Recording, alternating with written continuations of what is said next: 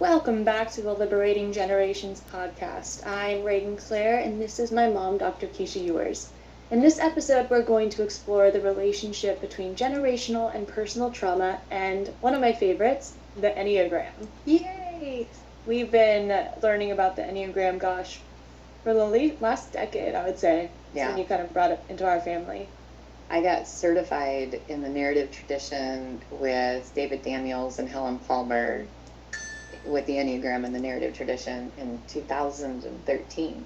Wow. So it's been 10 years. 10 years, yeah. This is the anniversary.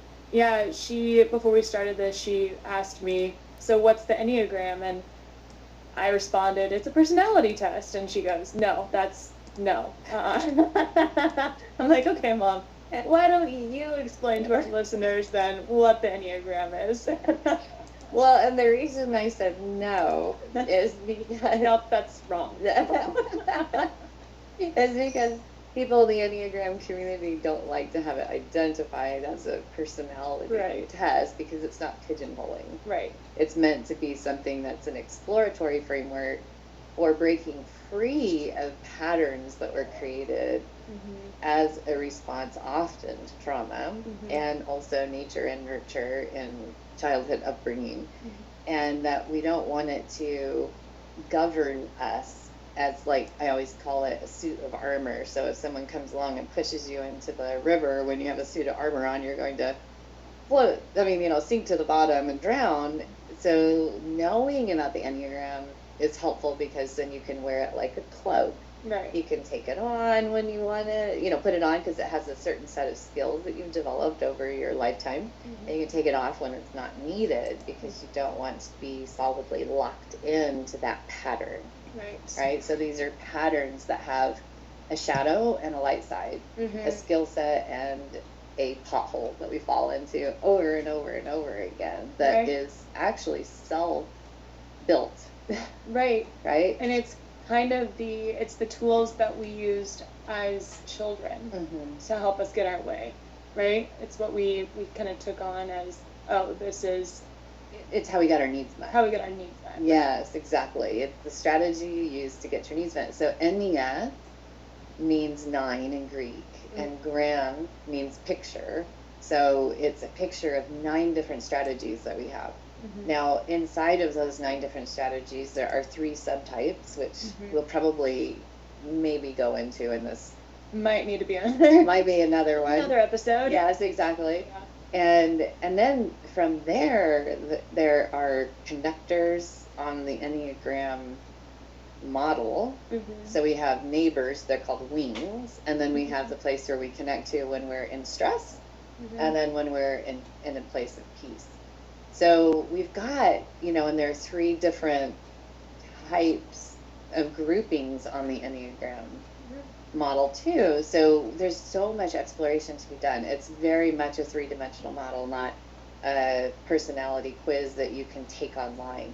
There is a quiz online. Oftentimes those online quizzes are really inaccurate. So be very careful about taking online Enneagram quizzes. Because what you do is you answer from the place of your strategy as where you are now, and it might be in a crisis situation, it might be in a peaceful situation, it might be a place that you're working on, and so it's really interesting because in the narrative tradition, you ask questions and then how that question is answered determines the next question. And it gets to the motivation. So when we talk about the Enneagram, we're looking really at what is the motivation of your perceptual process of your mind. How is it that you're formulating the way that you see an object in the world, or a person, or an experience, or a memory, and then bring it in, and what do you do with that? Right? And so each of the Ennea-types will do differently because there are different motivations for being alive for each of these types. So it's really fascinating when you get into it from that surface online quiz. Right. Oh, I'm a 3, or I'm a 6, or I'm a 7, and then having that define you. It doesn't. It doesn't define you. It just helps you put a frame and a structure around your strategies. And it helps give a lot more grace for the people in your life, the people around you. Absolutely. Because if you have the language of the Enneagram in your community, and people that are really willing to engage in self-awareness and self-exploration, then you can point to these places and say, oh, that's how I'm perceiving right now. That's what I'm projecting. That's what my assumptions are based on. And here's how I'm going to dial that back, because this is my growth edge. This is my growth edge, and you start to notice when other people are acting in their strategy as well. Right. And have compassion for them. And patience instead of being upset and frustrated all the time. Triggered all the time. Exactly. I'm not speaking from first-hand experience. No. So in the narrative tradition, which I can't even recommend that curriculum highly enough, everyone. So you can look at that. The Enneagram in the narrative tradition is beautiful. And what happens is, in that 2-year internship process when you're training, they do these things called panels. And so people with similar Enneagram types get up in a line in chairs in front of the group, and a panel discussion expert in the Enneagram will facilitate a discussion and explore these motivations and go through Helen Palmer's meditations that get to where the motivation structure was born and how it gets then built on it, and that scaffolding created, and then a roof put on it, and the foundation is there, and you get to stay in the space with people with your similar type structure and listen to them answer the question like you might answer it, and you go, oh my gosh, I am not a unique individual at all. I'm one of 9 different types that see the world in this way. And it's so fascinating because oftentimes, especially our type structure, which we'll get to in a minute, tends to think, because ours looks really good on paper, if everyone were just like us, the world would be a better place. Yeah, it would. And there's a lot of pride around it, of the bias and the lack of humility because of that, and so there's like this insufferable, I call it the tar pit of goodness, Yeah, I'm so good. I know, and I'm going to do everything I can to make sure you see me as good, and I'm going to spend a lot of energy spinning that so that that's the illusion that's created around me. And if you see me as not good, I'm going to spiral. I am not going to do well. Yeah. And so watching other people in my panel discussion and just kind of going, oh, this is not pretty, like our Ennea-type has a great deal of manipulation attached to it to get your needs met or to be seen in a very specific way. And so knowing the Enneagram is this really beautiful way of being able to identify that. Like, we do a lot of hiking and backpacking, and when we first start off, there's a map and it says you're here, and then here's where you want to go, and here's what the terrain looks like, and here's what to expect and how to pack for it. And that's kind of what this is. Right? So can we dive into the 9 types? Let's do it. Okay, so Let's do it. As she was saying, there are 9 Ennea-types, and can you talk a little bit on 1? Yeah, so 1 through 9, and if we go through, in fact, something that might be really useful is, let me just pull up, I'm going to share my screen with our audience, and we'll show an image of this. This is just off the cuff, everyone, so. And I think you can tune in on YouTube if you're wanting to see this image. If you're listening on Spotify or Apple Music, then you won't be seeing this image.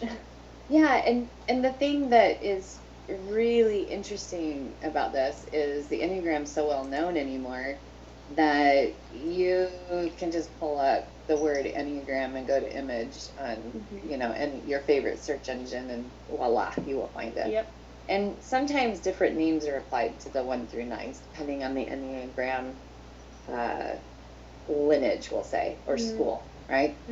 But as you can, if you're looking at the image right now, or if you have one on your phone that you're looking at, there usually it's divided either by colors or some way of delineation where 8, 9, and 1 at the top of the model are called the body types. Okay, and then 2, 3, and 4 on the right side of the diagram are the heart types, and then 5, 6, and 7 on the left side are called the head types or mental types. And this actually goes to that motivation thing again, Right.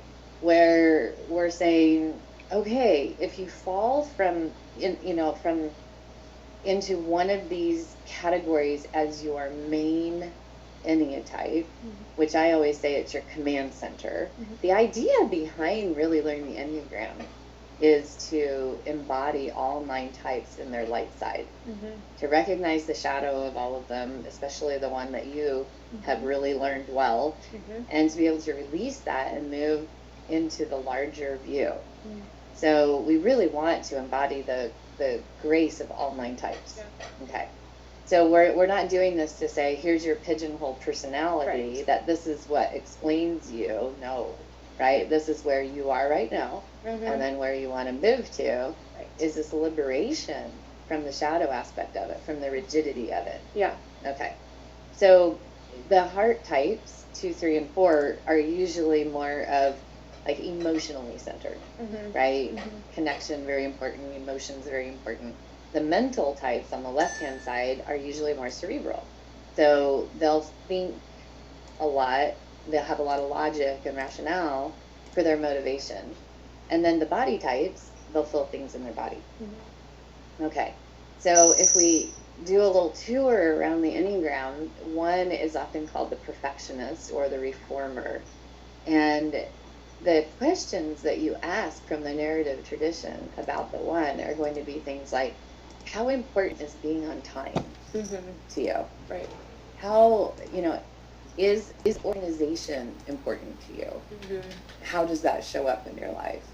Like my Ennea-type is a 2, and I have a very strong 1 wing, and I was raised by a mother who is a 1. Right. And so under stress, I will often start organizing things. Right. Be cleaning away, right? And Reagan knows what's going on. Is everything okay? Is everything okay? I noticed the spices are alphabetized. I'm fine. Everything's good. Go. Okay. Can't control what's happening internally, so you have to control what's organize what's out there. Yeah. And so in a 1 motivation command center, if you're a 1, then oftentimes you'll be very precise in your language.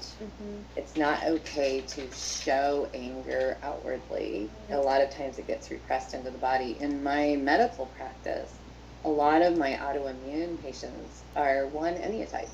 This is another place that the Enneagram shows up as really useful, because, like Ayurvedic medicine says that autoimmune disease is undigested anger.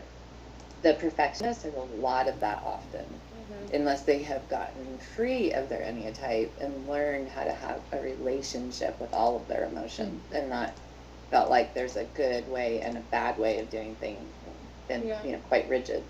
So it's said that the perfectionist has a really strong inner critic that doesn't ever go to sleep. Exhausting.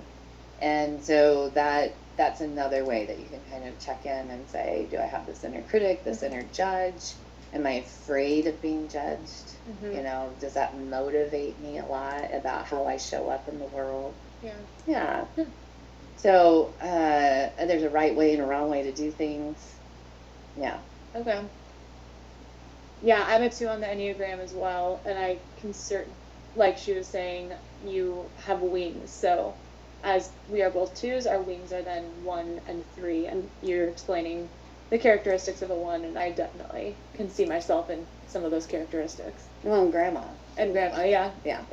And so taking on that family lineage thing. Yeah. Intergenerational trauma of the perfectionist is, I've done a lot of therapy for patients that had parents that were 1 Ennea-types, and their child selves being upset because I remember one patient in particular, we did a lot of therapy around this because the sponge was left in the sink wet all the time. And her dad, that was a 1 Ennea-type, would just rage at her about it, right? I can identify with hating to see the sponge wet in the sink, but not raging at my children about it because I'm not a 1, right? And so the thing that I can go back to my childhood and say, I remember my mom talking to a friend of hers on the phone and saying, and I was right in the room. I think I was in 6th grade. She lost her sandals. I can't understand why she can't just keep track of her stuff, and I'm like, I'm right here, Mom. And just that, I know, it's just that shame that me never being good enough for my. And of course, that's usually the theme in therapy of people that have parents that are ones is never being good enough. And the parent that's the one Ennea-type is usually not trying to convey that. They're trying to help you improve, right? Yeah. To be more like them. Well, or just, exactly. Yeah. To improve what you're not doing right. Yeah. So. Okay, so can you go a little deeper on the 2 Ennea-type? All right, so now let's go to the 2. Yeah. We're all at home in the 2 section. We live here. Reagan's sister also is a 2. So I raised 2 daughters that were 2s, variations of me. So this is called the helper or the caregiver. And this is the 2 is the one that puts aside their own needs for the needs of everyone around them. So people usually like being raised by a 2 because they're nurturing and loving and warm if the 2 is not in their shadow. Mm-hmm. In their shadow, the 2 is diabolical. Yeah. A hot mess. Mm-hmm. Oh my gosh. Because the 2 does things nice for other people in the hopes that at some point someone will notice them and read their mind and what they need and just offer it without them having to ask. Yeah. Because 2s usually can read a room, read people, and do that for others. And they cannot understand why other people can't just do that. Yep. Which is so unfair. 2s in relationship. Your partner's not meant to read your mind. Right. And it's a form of abuse. It's expected. Right? Like, why can't you just be like me? Yeah. Very narcissistic. Yes. And a 2 would never identify with being a narcissist, by the way, because they're helping everybody. Right. Putting everyone's needs before my own. How can I possibly be a narcissist? Yeah. It doesn't make any sense. Yeah, learning that about myself, 10 years ago, so I was about 15 when you taught this to me, and that was a game changer, for sure. I started dating my first boyfriend about a year into learning about the Enneagram, and I was still very much in my 2 shadow. I was so unskillful. I still am unskillful, but extremely unskillful at that age. And I absolutely did the 2 thing of putting everyone's needs before my own and wanting to be seen as good. And that coupled with being raised as a woman, being in this society where culturally we're taught to put other people before ourselves. We're taught to be attuned to everything and everyone around us. And oh man, I remember going through my first breakup with that boyfriend and him saying, "You're not a good person." That put you under. I remember that. Me under for months. Months. Yeah. Like, oh my God. This is He was messing with one of your core value beliefs about yourself, which was what your ego wanted. The ego, Right? Yeah. Yeah. It was a big gift he gave you. It was a big gift. At a very young age, started to be able to really play with that notion of, oh, I don't need to be seen as a good person, but I still have to work with it. It's still something I work with. Yeah. The big terror, panic of a 2 is to lose connection with their source of love, what they perceive as love. Right. Their source of their caring connections. And so it will create panic, And knowing how to overcome that is the growth edge of the 2, to be solid in oneself, to know like your worth meter is set at 100%. It's not dependent on what anyone thinks, feels, says, or does, or especially about you. You don't need approval from the outside. You are your source of that. And that's the big growth edge. And then also to work with humility about the pride of being able to read a room, read a person, read a situation, and intuit what's needed. So that, I always think of that as a trauma response, a trauma skill. Learning how to read other people, read a room, read the energy space, because you had to. Yes, yeah. So when you were growing up, me being an unskillful too in my shadow, knowing nothing about the Enneagram at that point, you know, giving, and then having a chore list for my 4 children. And then if I would get home from somewhere after having been giving, because I was a nurse, and then the chores weren't done. Right. All slamming cupboard doors, like just doing the dishes, rattling those pots and pans, doing the dishes that I wasn't supposed to be having to do, and I was going to make sure everyone knew it, you know, and it was all very subconscious, but it's also a punishing energy that a 2 will emit. Like, it's a martyr syndrome, right? Absolutely. And so then you learning how to read that and kicking into gear, like, no, let me help you. No, don't do that, you know. And so then a 2 is born. A 2 is born. Oh, yeah. Cupboards start being slammed. Alert. Oh, no. No. I will do it. I'll take care of it, please. Yeah. My needs might not get met because the person that is my source is upset. Yeah. And so it's a form of abuse. It's another way, right, of not speaking clearly and saying, here's what's going on, and having someone have to read it. Yeah. Yeah. And so I look back at that skill set of the mother at that age, and I just have so much compassion for her and also for you, you know, that, oh, wow, there wasn't any, like, needs-based, nonviolent communication skills in our family yet. I hadn't brought that in yet. So, yeah. There are a lot of undercurrents of emotion. Yeah, and I mean, talk about that intergenerational trauma piece being passed on as well. Yeah. Our Ennea-types are an intergenerational trauma response. Yes. 100%. Yeah. So liberation from that is amazing. It's the freedom from passing that on, from forcing other people to be responsible for your emotional needs in that moment, right? So there's the 2. And the 2 is also just a lovely person to be around when they're not in their shadow. Yeah. Yeah. They're fun and light and, you know, optimistic usually. But boy, this is the second Ennea-type I see in my medical practice the most. Is 2s really hold on to a victim story very easily. Why can't everyone be like me is a theme. And they've been over caregiving everybody. They're people pleasers. And so they get sick, you know, and I see 1s and 2s a lot in my practice. Yeah. The other one I see a lot is 6s, so we'll get to them here in a minute. But yeah. Yeah.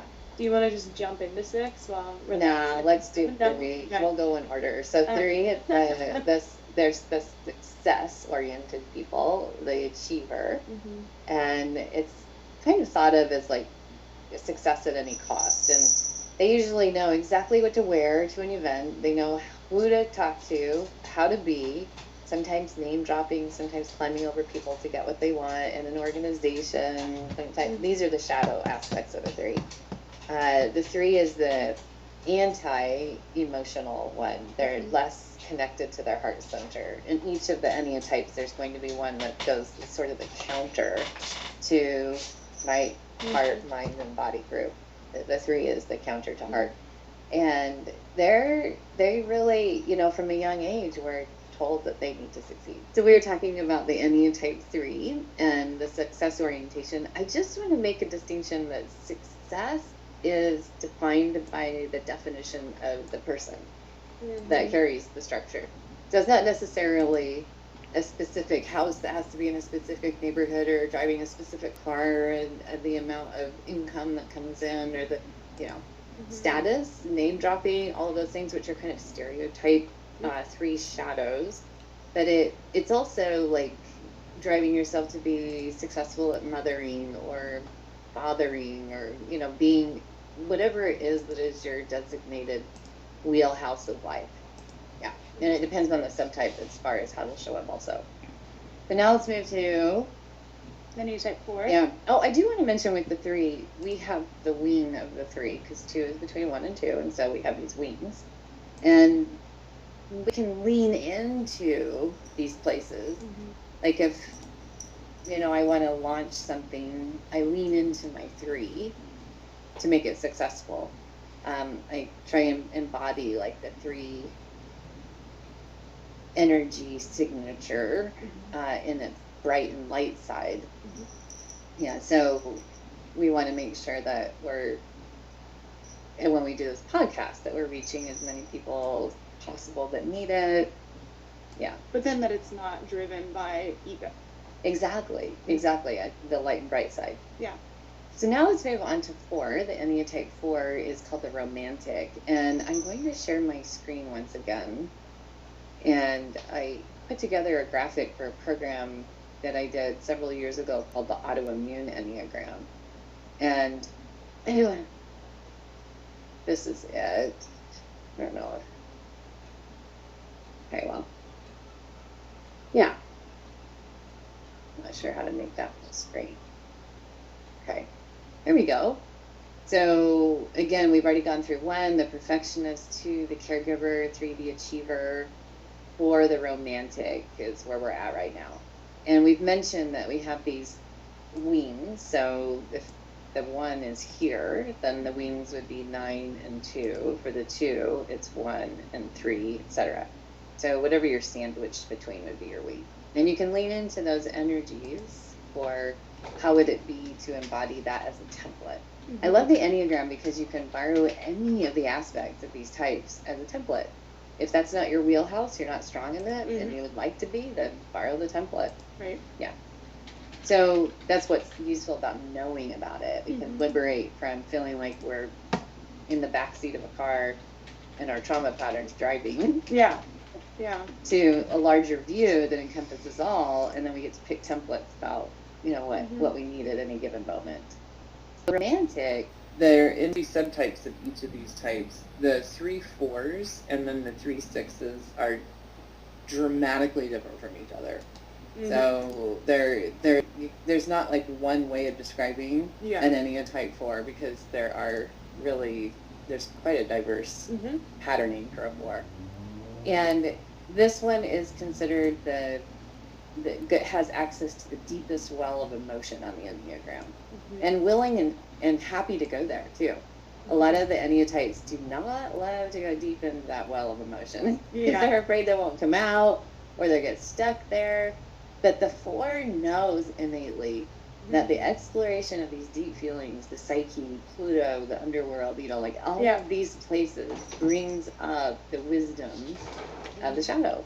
These are the songwriters and artists, the people that really, the Lana Del Reys of the world, the Adeles of the world, Van Goghs of the world, who are just so tapped in with that emotion. Right, the poets, they bring and they can go and explore the shadow and make it into something beautiful for the rest of us so that we can tap into it and explore it from our energy centers. So it's a really beautiful place. Beauty is very important to a 4. Yes. You could even say beauty's everything. One of our favorite movies is a very 4 movie. Which movie? Moulin Rouge. Oh my gosh, that movie. First of all, do yourself a favor. If you haven't ever seen Moulin Rouge, go out and buy it and watch it. It is amazing. But yeah, oh my gosh. Now it's on stage. Now there's a stage version of it. But it was just written by 4s. It's produced by 4s. The theme is very 4s. Acted by 4s. Yeah. It's you'll understand. It's a beautiful, beautiful show. Oh, it's so beautiful. And we have a very dear friend in our lives who runs a 4 Ennea-type who showed us a Saturday Night Live sketch that was Fisher-Price toys for the sensitive boy. Yeah. Which is for the 4 boy. That's a really funny one to watch because then you can see the small boy in a growing, blossoming 4 Ennea-type and get an understanding of what that looks like. And it's very cute. So then what are the shadows for? The shadow is feeling very, very unique in that space. Like no one will ever get me. Also envy. Gosh, I have a lot of fours in my life, actually. I attract fours, and I love them. Same here. I think it's because I have a really hard time tapping into my emotional side. It's being the two, the helper. It's all bright and shiny and crazy, and then you crash your car into the side of a building, and then you have to wait for it. Gotta explore some shadow. Explore some shadow. But I remember talking to one of my friends who is a 4, and sweet soul, she was going through it, and I remember saying to her, you know, honey, your problem is not that unique. I hope that helps you to hear that. It's not that unique. A lot of people are experiencing the same thing. You're not alone in it. And that was the worst thing that I could have ever said to a 4. I don't think she talked to me actually for like 2 months after that. Yeah. And then I had to go out and apologize and say, I didn't mean it in a bad way. You don't get me as a big 4 anthem. Yeah. And then, so each of the Ennea-types has a specific way of presenting themselves in their embodied, embodiment, and then also dressing themselves, speaking, and eye contact, everything. And 4s tend to dress, this is a stereotype, so it won't be everybody, but dress more uniquely, that, express themselves through their clothing. Right. Yeah. Whereas a 9 likes to blend into the background, and so they camouflage, as a general rule. 1s tend to be very put together. Everything matches. They're upright in their form and their posture, and they don't go out looking schlubby. A 2 will go out in their pajamas if it's in service of someone else.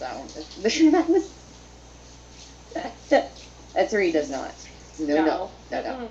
And a 4, is envy is their vice, and so in the Enneagram lore, there's a lot of distinction, and quick to mention that it's not jealousy, it's envy, looking at the way another person has their life lived, or their circumstances, or whatever it is that's going on for them, and kind of wishing for that, but not wishing ill on the one that has it.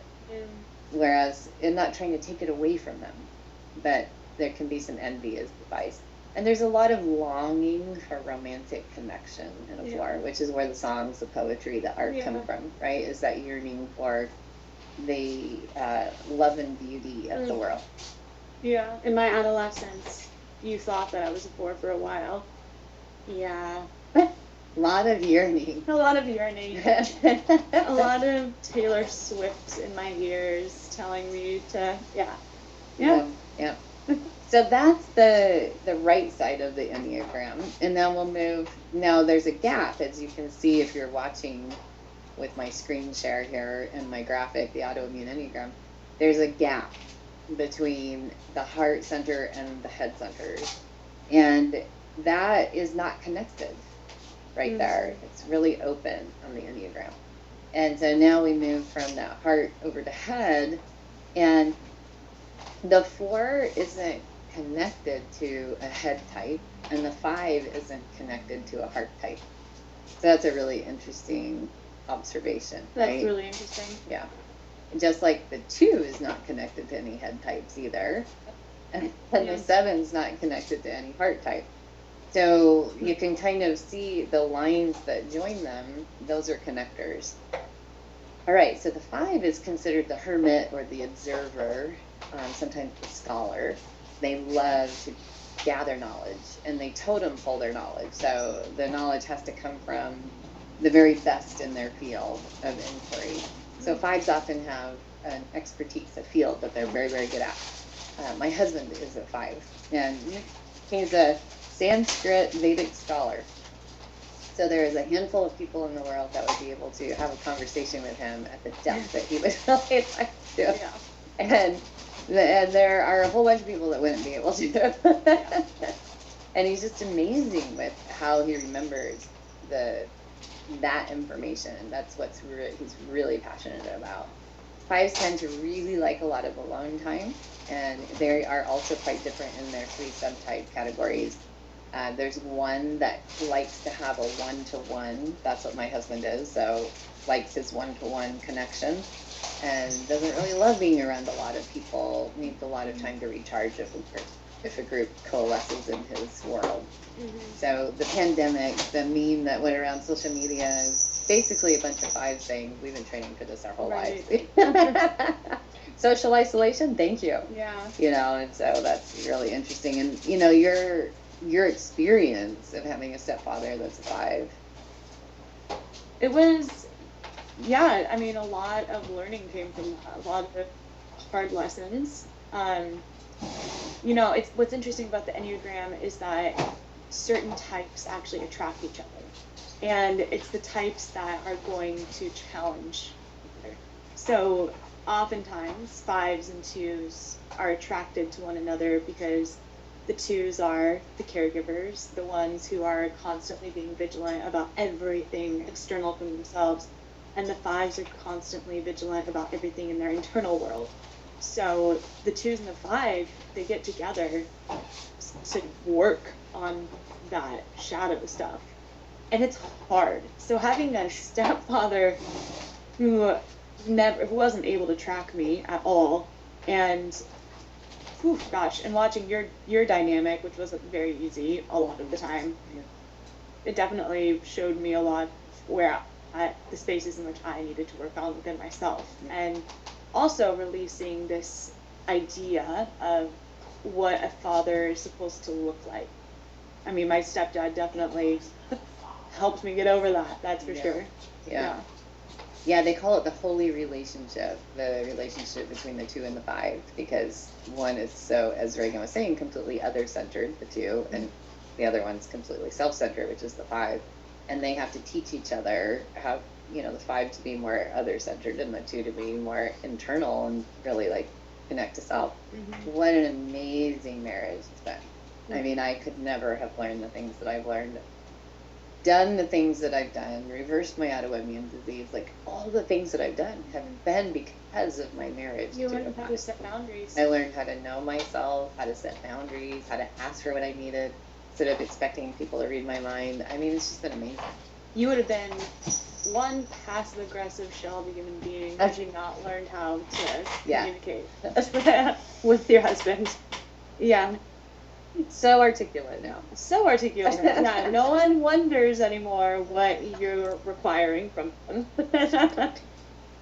It's great. And it's a nonviolent, you know, mindful, compassionate dialogue where, you know, the beginning was quite clunky, so we learned together the Enneagram. This is why I found the Enneagram, was because of my marriage. Trying to understand, like, how 2 diametrically opposed motivations for life can coexist together and parent. Yeah. So, it's been amazing. Yeah. Yeah, we've both grown so much. All right, so the 6 is the devil's advocate. Yep. One of my favorites. She attracts 6s as romantic partners. Oh, boy, do I. So does her sister. And every darn time I say I'm not going to, and they fool me. They trick me. Oh, well, maybe we should go ahead and not do it unbiased. No, I do like 6s, clearly. Of course you do, yes. Yeah. Clearly.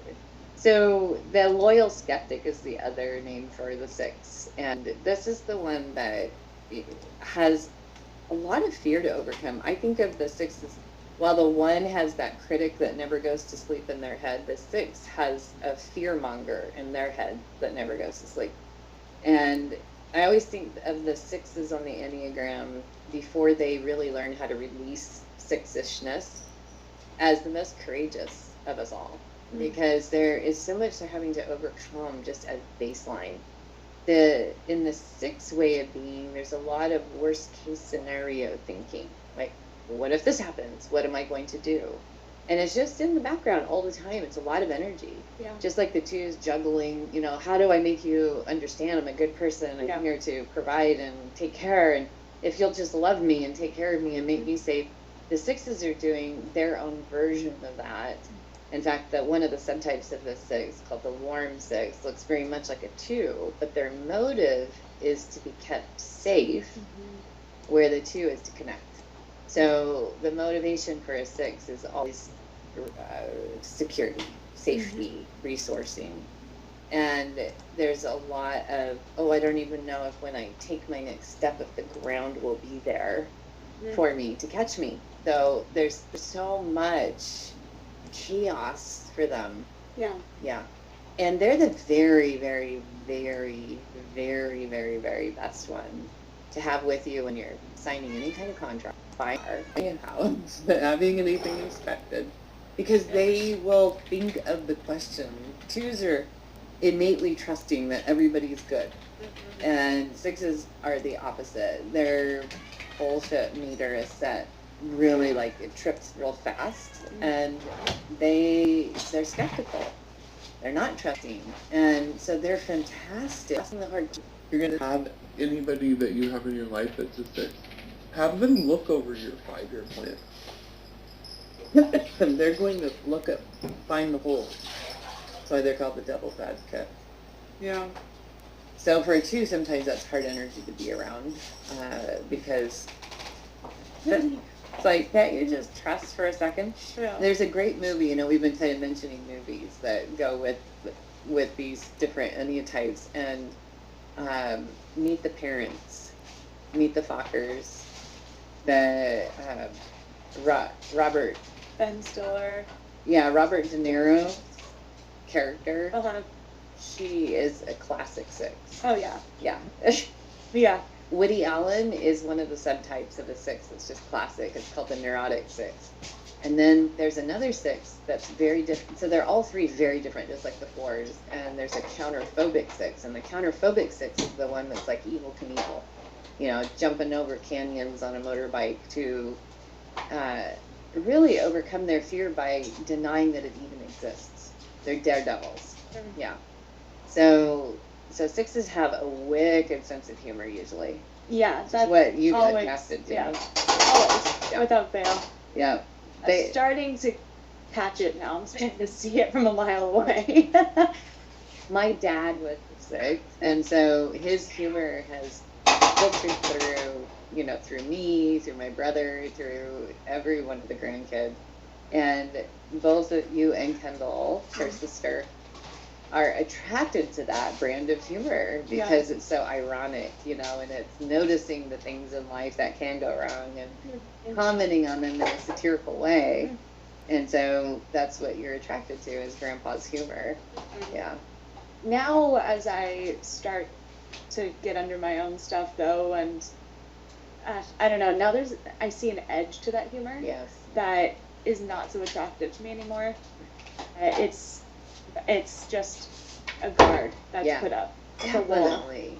That's definitely what it is. Yeah. Robin Williams had it too, where don't look at the vulnerability of me, look at this thing that the puppet show I'm putting on over here to make you laugh. Exactly. It's very guarded. It's very guarded. Yeah, and the thing with the 6 is also, it takes a long time for you to be in their inner circle, but then once you're in, you're in. That's why I mentioned Meet the Parents, because that's what he said. Here's the circle of trust. You're on the outside of it. It was so clearly stated in way of 6 things. Once you're in the circle of trust, then you're in. And they're very, very loyal to you. Yeah, but if you mess up, no forgiveness.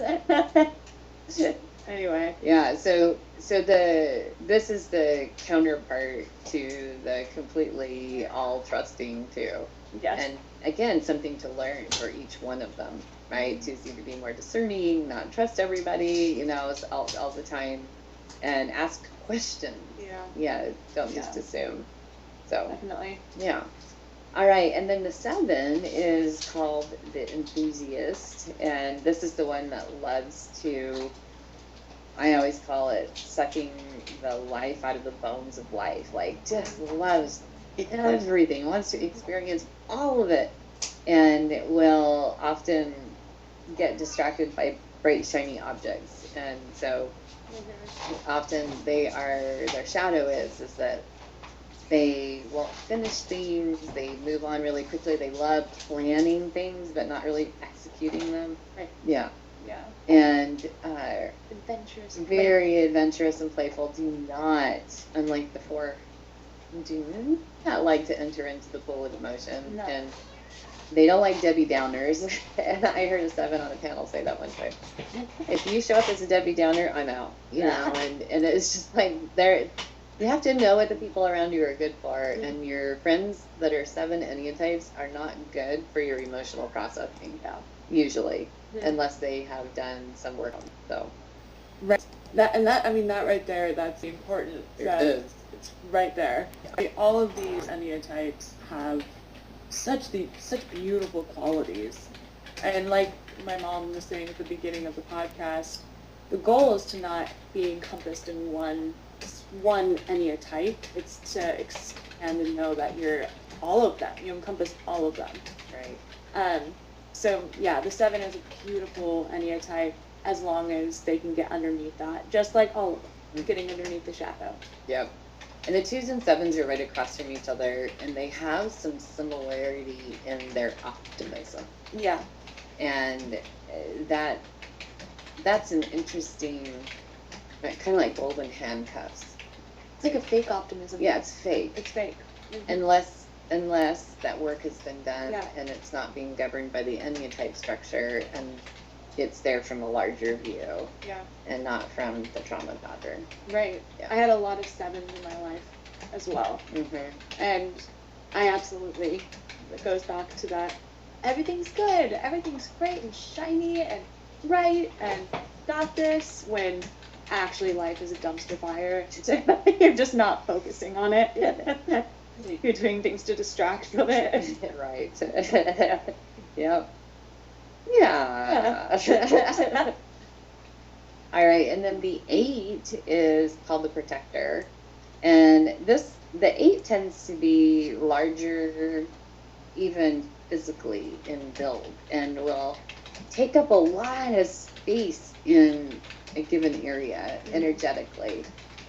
They can be intimidating to some of the other Ennea-types. They're very direct, very straight shooters, and really like it when you come back to them with that same energy. They don't like to have to figure out what you're trying to say, what you mean. They don't like to have to go through the walking on eggshells or passive aggressive stuff. They hate all of that, and just really want to like say it as it is. So, like a lot of law enforcers, judges, actors are 8s. Yeah, big energy. They don't love being vulnerable. That's their weak spot, is they're just petrified of being vulnerable. And so an 8 that's doing their work and releasing their shadow is able to bring that softness inside of themselves, to be able to recognize what hurt feels like rather than covering up with anger immediately. Yeah. So the 8s in our lives, they really want us to show up that way, even if they don't consciously want that. They want us to show up vulnerably. And they want us to show up with an invitation for them to be vulnerable. Yeah. To not be intimidated and close off around them. To see the intimidation as the 6's comedy routine. Yeah. It's a guard. It's not scary. It's just another guardedness. Absolutely. Yeah.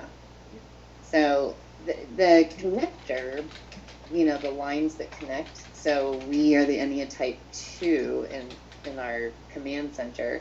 We're connected to 8. So a 2 will go to 8 in a flash of anger. So the 8s are the angriest on the Enneagram. But they know, like as a command center, they know how to work with their anger, where 2s usually don't. So they'll be like this flash anger about something, right? And it's usually because 8s are protectors of the underdog.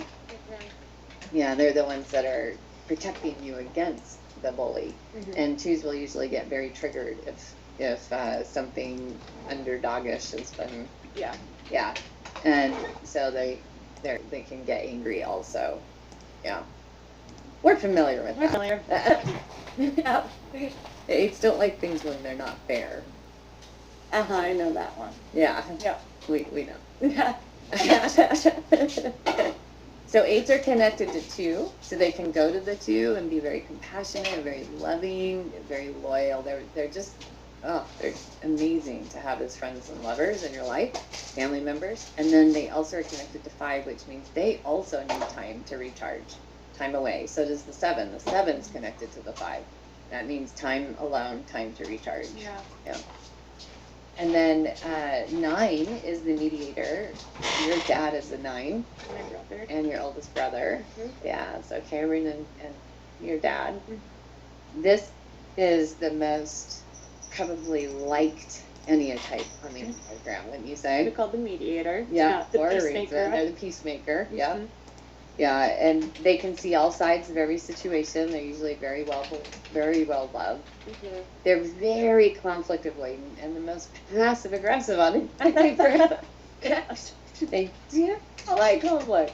No. And they also can become the most addictive, actually, because they like to numb out if conflict is arising. So, of course, there is confrontation that has to happen in life. It's just the way it is. And 9s are really petrified of it, terrified, to the point where numbing out is the way that they'll get rid Avoid of it. it. Yeah, just don't want, so it's like the classic head in sand. Yeah, and hopefully things will just move on by, which, as we know, that's usually not the way it works. Right. Yeah.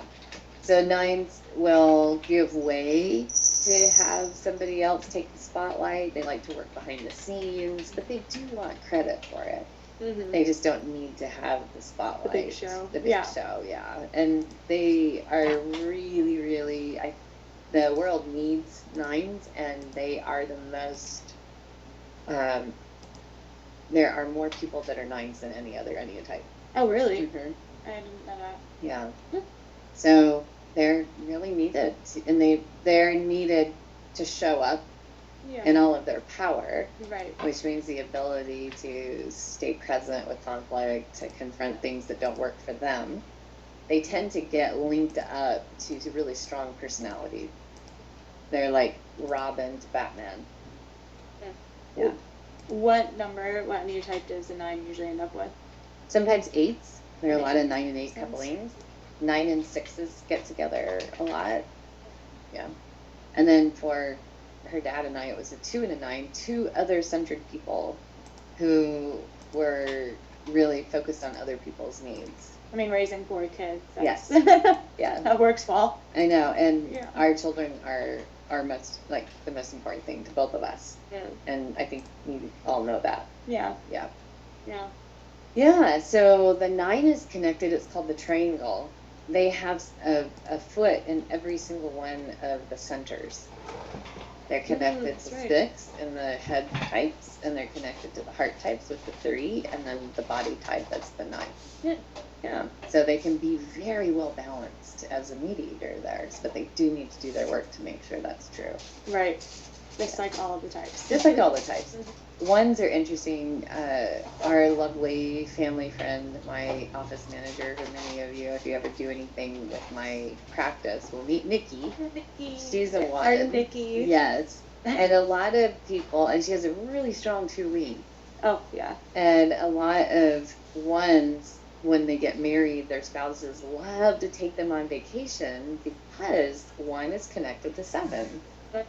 Right? And they can go have a great time, and the critic in their mind can take a break, and they can just be enthusiastic. Yeah. Right? Yeah, we see that in my grandma, too. Yep. She loves to go on vacation. Loves vacation. Yeah, her task list gets left at home for the most part. The 1 is kind of driven by a task list, and so the connectors that you're on, you get to borrow them at will. You don't have to just go on vacation to access that.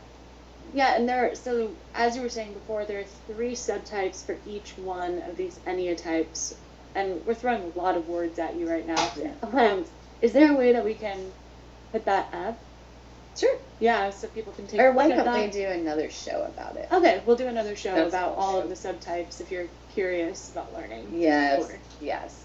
Because it's a big study. I mean, I did a 2-year internship on this, so. Right. But this is a really, really powerful tool for liberation. Oh my gosh, yeah. Yeah. Once you get underneath that shadow of what is the driving force, what's driving you, and how you picked it up through the intergenerational trauma. Yep. You know, it's so liberating. And being conscious of that shadow is the first step in liberating yourself from it. And so that's where the work starts. It's so true. And I was able to really love my parents, you know, unconditionally, and forgive my husband for things, you know, in our marriage without reservation once I learned the Enneagram. Because I knew what was motivating it and wasn't taking it as a personal, Absolutely. right. Yeah. Absolutely. So I do have a program called the Autoimmune Enneagram. We can put that in here. Okay. Yeah. Yeah. And then we'll do another show on subtyping. Okay, perfect. Okay. All right. Well, everybody. All right. Thank you so much for tuning in to Liberating Generations podcast. Until next time, be well.